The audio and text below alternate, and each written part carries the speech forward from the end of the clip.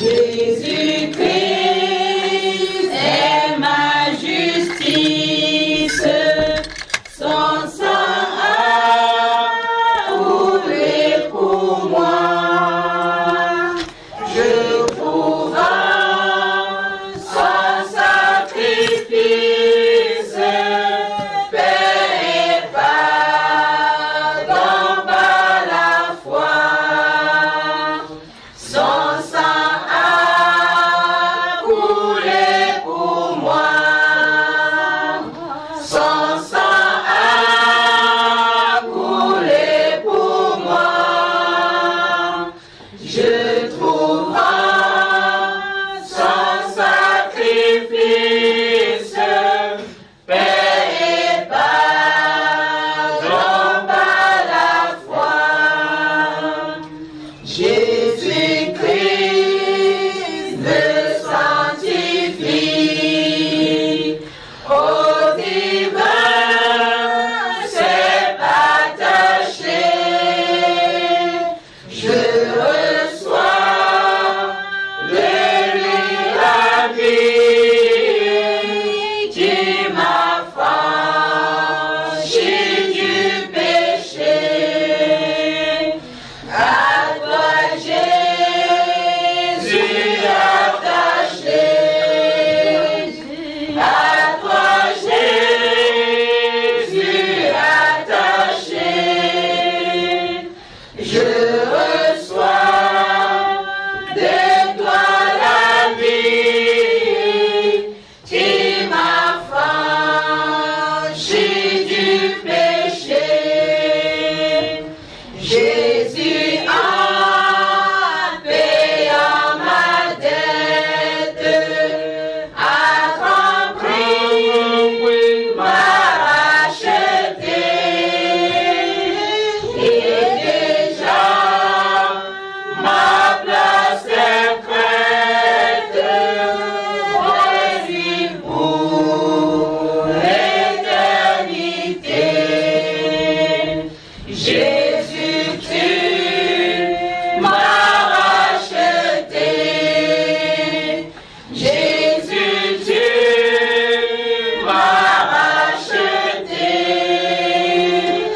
Et déjà, ma place est prête au ciel pour l'éternité. Amen.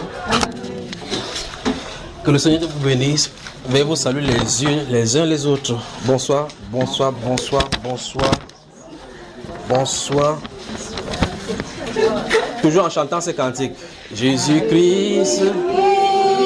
C'est ma sagesse, il éclaire mon chemin. Je trouve son sacrifice, paix et pardon par la foi.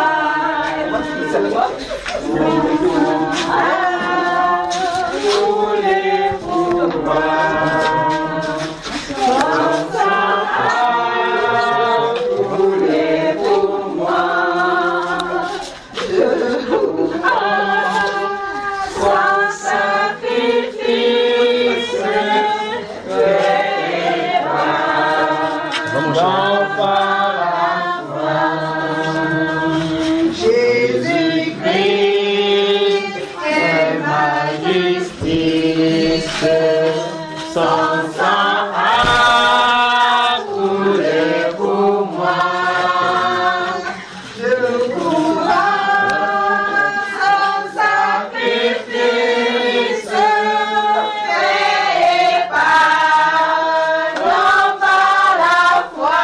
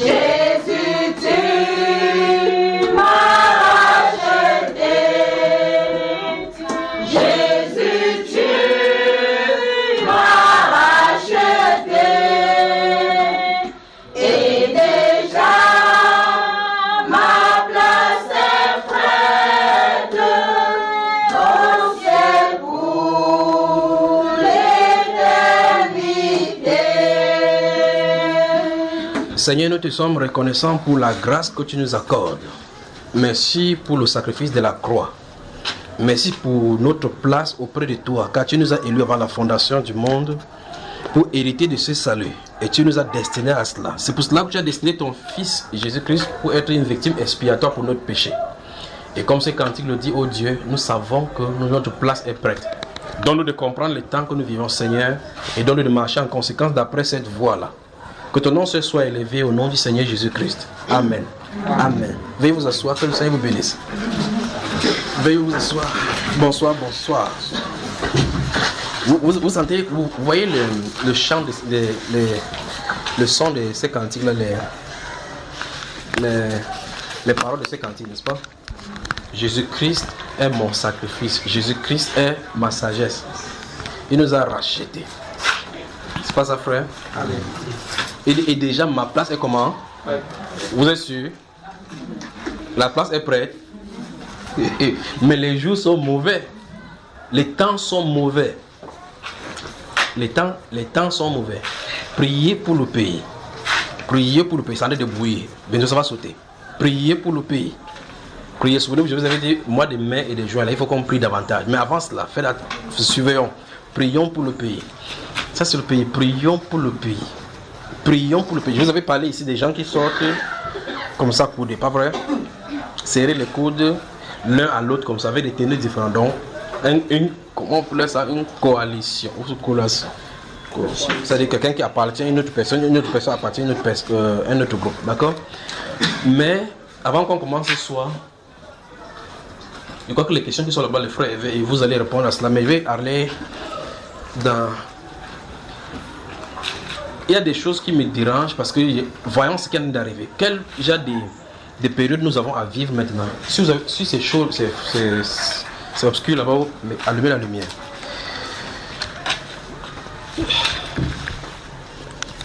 Nous vivons une époque vraiment délicate.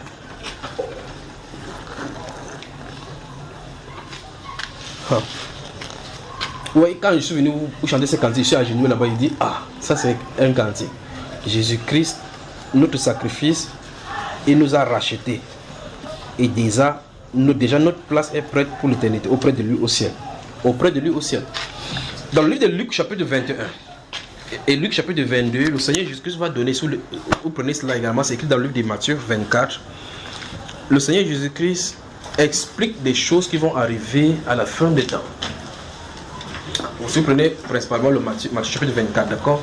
Je vais vous expliquer quelque chose parce que quand ces choses-là, quand je les vois et puis ça me dérange. Mais comment?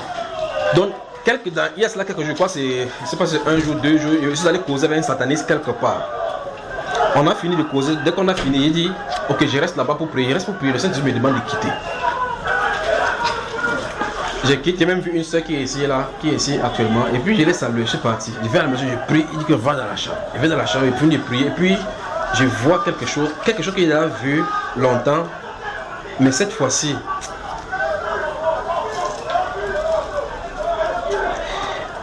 le moment où nous sommes en train de vivre, qui arrive au devant de nous, c'est un moment contrasté. On est en train de se préparer à entrer dans une époque vraiment contrastée dans le plan de Dieu. Vous me suivez, frère? Vous me suivez, n'est-ce pas? On est en train de se préparer à entrer dans le plan, dans un plan de Dieu. Vous voyez, depuis qu'on lit la Bible, beaucoup de personnes se posent la question, où est le Dieu de la Bible? On se pose la question, pas vrai? Comme je demande à poser une question. Les Israélites, sous les juges chapitre 1 jusqu'au chapitre 7, ils avaient toujours ce même problème-là. Des années, on ne voit pas de manifestation de Dieu. Au point où Gédéon lui-même demandait où sont ces prodiges-là que nous avons entendus dire de nos pères. Donc ils entendaient seulement des racontages.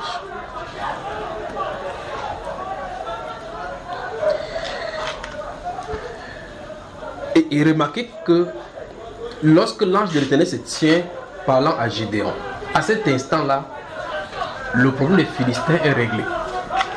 C'est-à-dire leur cas est déjà réglé. Mais ça ne fait que quelques jours, quelques périodes pour eux.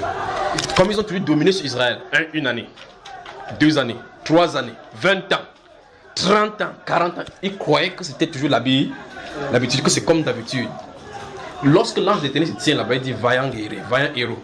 va avec cette force que tu as et sauve Israël. Délivre Israël. Le problème des Philistins est réglé. Le problème des Moabites est réglé. Le problème des Amalécites, c'est réglé. Ils peuvent venir maintenant confronter Israël en croyant qu'ils vont faire ça comme la première. Cette fois-ci, le Seigneur avait fait son entrée. Ah, le Dieu des chrétiens, le chrétien, ils sont quoi? Ils appellent Dieu depuis, on souffre. C'est normal. Attendez seulement. Le moment arrive. Mais ce que j'ai vu, ça va effrayer la terre. C'est pas la qualité. Bon, c'est vrai que dans ce que j'ai en train de regarder, j'ai regardé dans une télévision et puis ils essaient d'expliquer un phénomène, ils essaient d'expliquer scientifiquement. Mais cette fois-ci,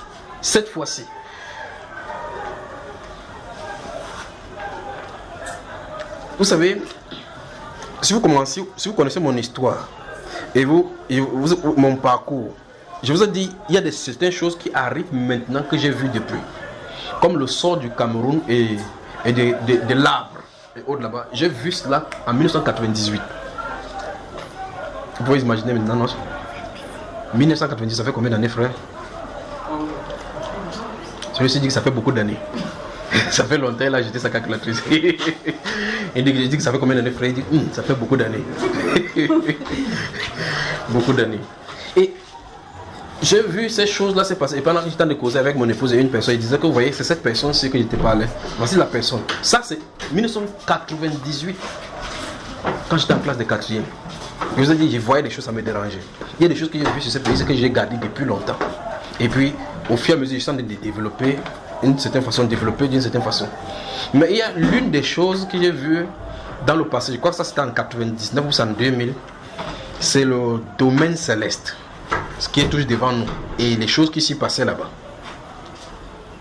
et les façons que les gens étaient habillés là-bas. Vous voyez dans votre Bible, vous lisez dans Ephésiens chapitre 6 là, nous n'avons pas à lutter contre la chair et le sang. Vous avez vu ça, n'est-ce pas?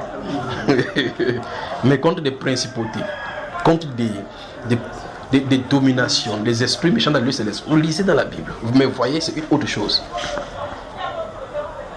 Donc ça c'est près de 19 ans que j'ai vu ce qui est là-bas et ce qui s'est préparé. Et un jour, je vous ai parlé ici des événements de 2008 de février 2008 qui devaient se passer ici. Je vous ai dit ça plusieurs fois. Et puis j'ai dit, quelque chose arrive encore. Et ça, ce sont les esprits. Alors, donc ces jours-ci, donc, quand j'étais en train de prier, quand j'ai vu, je vais vous décrire tel que j'ai vu. Je ne sais pas ce que c'est, mais c'est que c'est effrayant. Donc gardez, ouvrez bien vos oreilles et voyez, parce que ça va arriver. Dieu veut effrayer la terre. C'est en ce sens-là que ça, c'est un moment contrasté. Il va faire sa scène. Il va faire son entrée dans le monde par des prodiges. De l'autre côté, il est en train de préparer son peuple pour la moisson. C'est pour ça que c'est pour cela. C'est ici, il avait parlé de le mur de lamentation est tombé. C'est ici, il avait parlé de cela, non? Le mur de lamentation est tombé. Et c'est à ce moment, j'ai parlé de mur de lamentation. Et puis j'ai parlé de John Fundy. Que John Fundy, il sera non patent. C'est ça, n'est-ce pas? Et puis j'ai dit qu'une chose que j'ai remarqué qui m'a troublé, c'est Israël. Et il dit, ça ne me trouble pas parce qu'il sait que l'évangile va retourner vers eux. Mais c'est un moment critique. Ça, c'est pour l'église maintenant, pour les ceux des nations. Parce que si l'évangile retourne à eux, ça veut dire qu'il n'y a plus de salut du côté du monde. Et par conséquent, l'enlèvement a eu lieu. Vous voyez à quel moment on se retrouve là maintenant? C'est compliqué. Donc, vous dites, Jésus-Christ, il a payé mon sacrifice. Alors par conséquent, ma place est prête. Si la place est prête, il faut se préparer en conséquence. Parce que quelque chose est sur le point d'arriver. Alors j'ai vu le ciel s'assombrir en pleine journée. Regardez-vous à l'esprit maintenant. Et j'ai vu 13 arcs-en-ciel au ciel. C'est ça, c'est ce qui me dépasse. Vous m'avez suivi, frère? Vous avez suivi ce qu'il dit? En tout cas, veuillez m'entendre. Si vous me comprenez, pour moi, mais je ne comprends pas. Je ne sais pas comment ça va arriver, mais je vous dis tel que j'ai vu. J'ai vu le ciel s'assombrir. Ça, c'est pas la qualité que vous dites que vous dormez. C'est en pleine journée. Et puis subitement, vous voyez comme ça menace, comme s'il va pleuvoir. Le truc cloud noir là, ça se rapproche et puis ça devient noir. Vous dites, ça c'est la préparation des pluies qui va tomber. Les gens commencent à s'affairer sur la terre. Ils croient que c'est la pluie, mais c'est pas la pluie. Parce que quelque chose qui s'observe partout. Ça c'est pas l'éclipse du soleil. C'est quelque chose qui est sur la terre et les gens peuvent observer. Vous pouvez toucher du doigt. Vous pouvez, parce que moi, j'ai approché mon doigt au niveau de l'arc-en-ciel. J'ai gratté sur le ciel comme ça. Ne me dites pas que j'étais géant comment pour je suis court, c'est vrai. J'ai approché mon doigt sur ça, j'ai touché l'arc-en-ciel. Mais l'arc-en-ciel était 13 dans le ciel. C'est ça qui était bizarre. Le signe dans le ciel. Et ce signe-ci dans le ciel, pendant que j'observais ceci dans le ciel, je savais au-dessus de là où je me trouvais, au-dessus du ciel qui était au-dessus de nous. Je pouvais savoir que quelque chose est sur le point d'arriver. Mais les gens attendaient comme si c'était la pluie. Mais ce phénomène qui s'est passé là-bas, les gens savaient que quelque chose d'anormal s'est passé. Les scientifiques ont commencé à vouloir amener quoi? Les explications. Ne sachant pas que c'était le Seigneur qui était sur le point de faire son entrée par des manifestations, des prodiges bizarres sur la terre pour effrayer la terre. Notez, merci Père, merci. Notez le livre de Genèse. Genèse chapitre 9. Notez, on va lire ces événements, puis je vais... Merci Père. Vous y êtes? Genèse chapitre 9.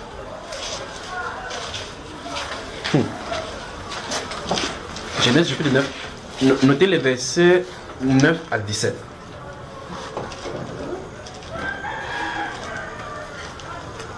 Vous y êtes? Et le prophète Ésaïe, le livre du prophète Ésaïe, merci Père. Merci Père. Alors ceci nous implique quelque chose sur le point de se passer sur la terre qui va effrayer la terre. Quand la Bible parle d'effrayer la terre, en tout cas j'arrive. Ésaïe, j'ai dit quel livre déjà? Ésaïe, c'est ça? Ésaïe. Chapitre 2, verset 17 à 21.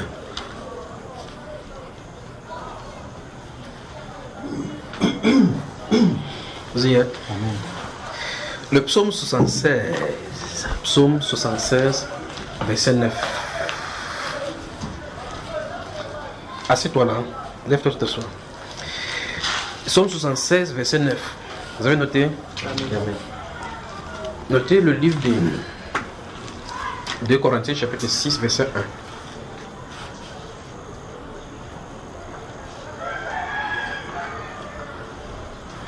On va s'arrêter là-bas. Au fur et à mesure, si on continue, si il y a des personnes qui viennent, je vais vous en donner. Notez 2 Pierre chapitre 3, frère. 2 Pierre chapitre 3. Donc des choses terribles arrivent sur la terre. Se préparent dans les cieux pour la terre. Vous voyez comment on est vivre depuis. En réalité, si vous croyez Dieu de la bonne façon, vous allez arriver à un niveau donné où vous allez voir comment les païens sont en train de juger Dieu.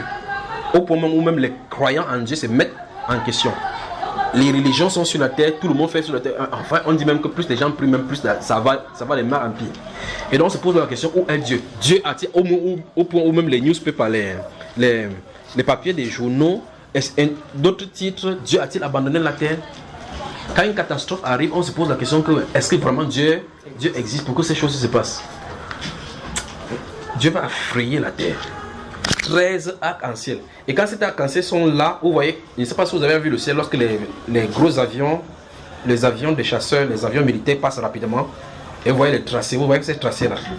Donc c'est tracé comme ça. Mais normalement, en science on explique que ce sont les gouttes de pluie qui tombent quelque part, qui sont réfléchies par le soleil et qui amènent cet arc-en-ciel. Mais cet arc-en-ciel, s'il n'y a pas de soleil, il n'y a pas de soleil dans le ciel. Enfin, il y avait la clarté et puis ça s'est assombri, quelque part. Mais regardez, observez les hommes sur la terre. Pendant que je suis là observant ce qui se passe au ciel, en sachant que voilà quelque chose qui est sur le point d'arriver, je me tourne, je regarde, quelqu'un aussi au bar, il discute, il parle de tout, il boit la bière. D'autres sont en train d'aller au marché. Mais ils ne savent pas que sur la tête, quelque chose a laissé préparer. Souvenez-vous de ceci. Ce n'est pas quelque chose qui va arriver dans l'éternité. C'est devant nous maintenant. Dieu va effrayer la terre avec des prodiges. Quand ça va arriver, il y aura des explications physiques. On va arriver, les scientifiques vont dire des choses à la radio. Mais en tout cas, quand ça va arriver, il y aura des retombées sur la terre parce qu'il y aura des morts à cause de ceci. Des 13 arcs-en-ciel. Et puis quand je suis sorti de cette vision, il y a dit 13 arcs-en-ciel. J'ai commencé à méditer sur certains événements. Vous avez suivi les enseignements du Sénégal, c'est ça? Qui a suivi les enseignements qu'on a fait au Sénégal?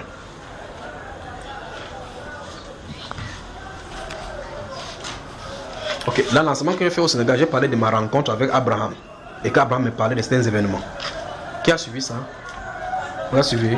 Donc tu es le seul à avoir suivi ça ici. Bon, ok, donc il y a certaines choses qu'il parlait, où Abraham a dit par rapport à ce qui devait arriver, parler de ma femme, parce qu'il parlait de ma femme, on était assis là, il était en train de parler de ma femme, parler de Sarah, ce qui s'est passé avec Sarah, avec lui, et puis quand il me parlait, il me l'a parlé d'Israël, de ce qui a laissé passer sur la terre. Donc ces choses annoncent des changements sur la terre.